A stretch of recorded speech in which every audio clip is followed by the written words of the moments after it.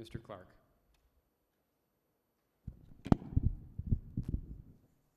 Thank you, Mr. Speaker. I was under point of personal privilege.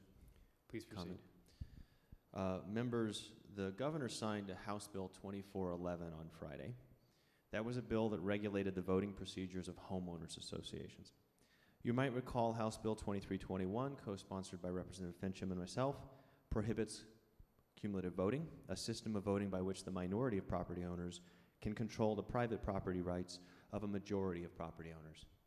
We passed it out of here unanimously, a truly bipartisan effort.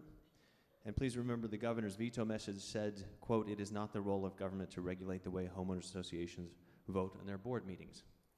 And please remember, we pointed out that the governor signed in the last few years Senate Bill 1496, 1498, and in 2016, Senate Bill 1091. All of these bills were authored by Republican members. Every one of them controlled the voting rights of homeowners associations. House Bill 2411 also controlled the voting procedures of homeowners associations. So with that signage, I think the evidence is incontrovertible. This governor is willing to forego the needs of thousands of homeowners to protect their property rights so that he can veto a bill with the Democrats' name on the sponsor line. The bill passed with supportive comments in committee from both the Homeowners Association Coalition and the many HOA owners who have been in the fight for their property rights for years.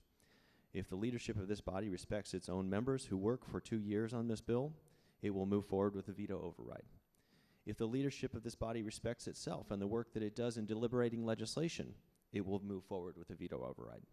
Most of all, if the leadership of this body respects the thousands of individuals who have been looking to this body to protect their property rights, it will move forward with a veto override.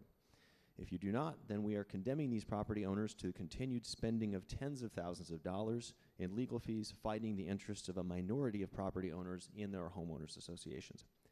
Will they have to endure the assault on their property rights for another 6 years that this governor may be in office, or maybe just another year until we run the same bill under a Republican name? Either way, it is an injustice, and I encourage you to hear from the homeowners who will inevitably come to meet with you in your offices now that they have seen this governor's true colors. Thank you, Mr. Speaker. Thank you, Mr. Clark.